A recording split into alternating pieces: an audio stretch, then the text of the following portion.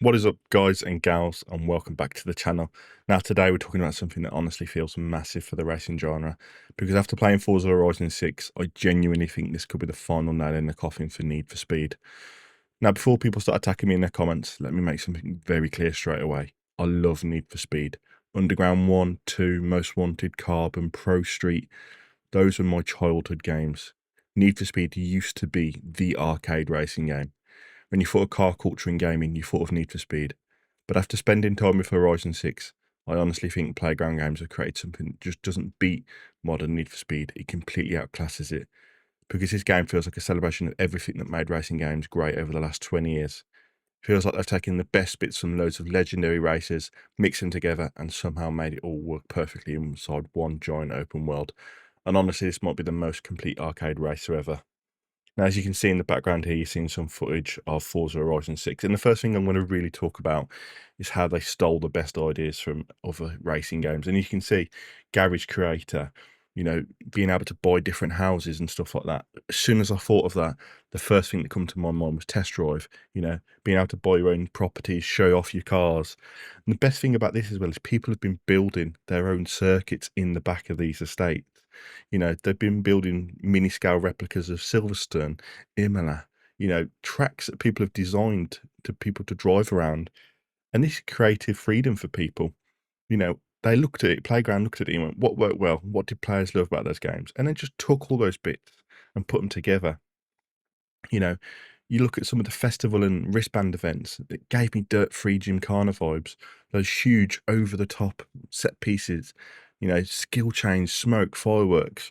As soon as you do the first real Horizon wristband event, it instantly thought of that Gymkhana event, as I said, that Ford RS200, and I just thought it's dirt-free again, it's giving me that vibes, and I love that about it.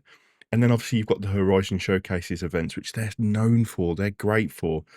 They always feel massive. You're racing trains, helicopters, storms, bikes, giant mechs in this one, and somehow it never stops feeling cool. Then you've got obviously the barn finds returning with treasure hunts, smashable boards, mascots, hidden collectibles spread across the whole map. The game constantly rewards exploration, and it's something that modern games sometimes forget. Sometimes players don't want to just race, sometimes they want to explore, cruise, discover things, do things naturally. You see me smash one of those mascots there. Then I'm going to head back and do this drift event that's here. The good thing about Horizon is you can just drive around and end up doing 3 or 4 things without even realizing. And that's what is so beautiful about this game is you could spend hours without even realizing that you spent hours in the game. The setting for me is what it brings it straight clear. We've been begging years and years for arcade races to be set in Japan, and we finally got it. Every single time a new racing game got teased, everybody always said the same thing. Please be Japan. Please give us a mountain drifting roads, which you see in here. Please give us neon streets. Please give us those Tokyo-style highways. You'll see that later in the video. Horizon 6 absolutely delivers on this. The map is stunning. Yes, the city setting sections look incredible, with the lighting reflecting off the roads at night, the tight packed streets, and those highway runs that feel straight out of Tokyo Extreme Racer. But honestly, those mountain areas completely stole the show for me. And this is obviously just a dirt one, but when you get up and see some of the pink trees, the blossom trees going down those highway roads through the tight hairpins, wow.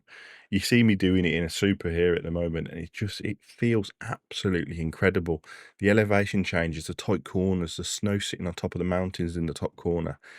Everything just feels perfectly molded together. And it feels varied too. As I say, you've got those dense city areas, countryside roads, mountain passes, dirt trails, snowy regions, open highways all blended together in a way that keeps the map interesting constantly. Some roads feel built for drifting, some built for top speed runs, some cars perfectly for rally and obviously the circuits. Others are just made for cruising. That's what makes this world feel so alive. And you can see, look how cool this game looks. I'm just driving through some park in Tokyo, and it's just, the drifting feels so good. Once you get that set up for a drift car, it's absolutely incredible. And the noise that this thing makes, this has got a twin turbo V8 with race cams engine swap in it. And the noise it makes is absolutely incredible. I want to go silent in a little bit so you can hear this, but look how big this map is. You know, It's huge to discover. There's barn finds, there's story modes, XP boards, it never stops growing. And I've only done a couple of the Horizon events, but I absolutely just adore this. So here's the sound now.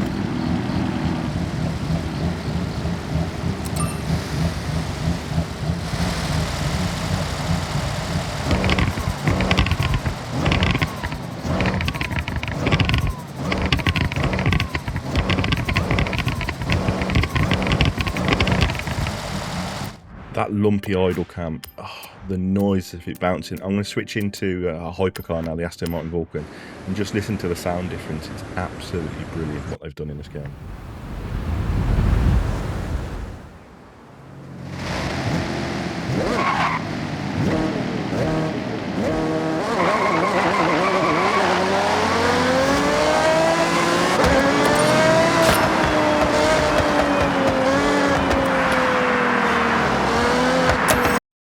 The sound of speed, the sound design is just wow. It sounds incredible. And honestly, for me personally, this might be one of the biggest improvements on this game.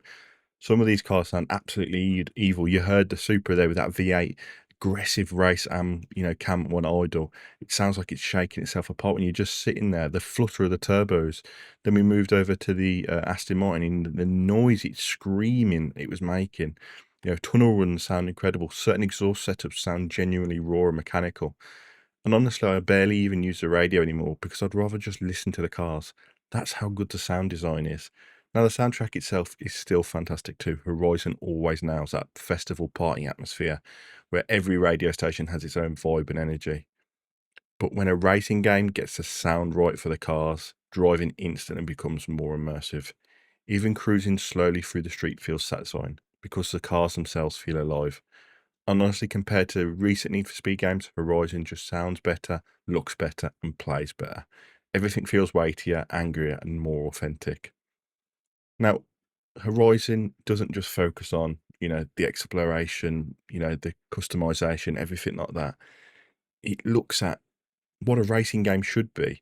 There is so much to do: street racing, road racing, dirt racing, cross-country events, drift competitions, story missions, treasure hunts, delivery jobs, festival events. None of it feels boring. Even the delivery missions are weirdly fun because the driving itself is still enjoyable. Those souped up, tuned little trucks that you drive around in, it's hilarious. It's fun. Modern racing games sometimes overcomplicate things, trying to constantly force action at the player every second. Horizon simply just allows you to drive through the world in a great sounding car and knows it can already be entertaining. That's when a game becomes addictive. You finish one race and suddenly you're saying, I'll just do one more. Then suddenly you're drifting through the mountains for an hour. Then you're hunting treasure boards. Then you're customizing another car. Then you're cruising through the night at city. The game constantly pulls you back in. And honestly, that's what racing games do best. They always, always, always just keep pulling you back, and doing different things. And yeah, it's so, so good to see this game set in this world. Now, obviously, the car customization, don't get me wrong, it's not to the level of old school Need for Speed, but it's getting better. The Supra that I was driving around in at the saw, the paint job that you saw on it, the body kit that you saw on it, the engine swap, the noise it makes with the race cams, that's all choosable by yourself. I did that because I thought it looked cool. Somebody else might not want to do that. That Supra set up as a drift car for me. Somebody might want to set theirs up as a drag car. Somebody might want to set it up as a rally car and swap it to all-wheel drive. The choices are endless. You see in here now the barn finds, barn finds that are in this game. You know, Obviously you saw the treasure drops before that as well, hints of where cars can be. It's not giving you the answer. It's going, well, go and have a look and see where you think this might be and explore the world for us. And obviously you're about to see a dirt race now where I switch into a different car. The amount of cars that are in this game is wow. And it's not like slowly progressing to unlock different cars. It's here's a car that you start with. Then, 10, 15 minutes into the game, you could have 10 cars in your garage. The wheel spins coming back after you level up. The collectibles, earning credits. It doesn't feel like it's a chore or a pain. It just keeps giving you new stuff and keeps letting you explore and play the way that you want to play. And this is where I feel that Need for Speed is genuinely struggling because Horizon feels confident in its identity. Need for Speed over the last few years feels like a franchise that's constantly searching for direction. One game focuses heavily on realism, another game leans into cartoon visuals, another focuses on police chasing, another tries to recreate the underground culture. It always feels inconsistent. Meanwhile, Horizon just refines what already works. Now they've reached a point where they're doing almost everything well. Even the customization is solid, as I mentioned. Now, look, I still think the old Need for Speed games, Underground 2 and Carbon, are probably the kings for car customization, visual customization. But compared to modern Need for Speed, Horizon for me is ahead. The liveries are incredible, the tuning feels good, and the car variety is ridiculous. And most importantly, Horizon understands our car culture. It understands why people love cars. Whether you love drifting, rally driving, cruising, collecting, street racing, photography, there's something here for everybody.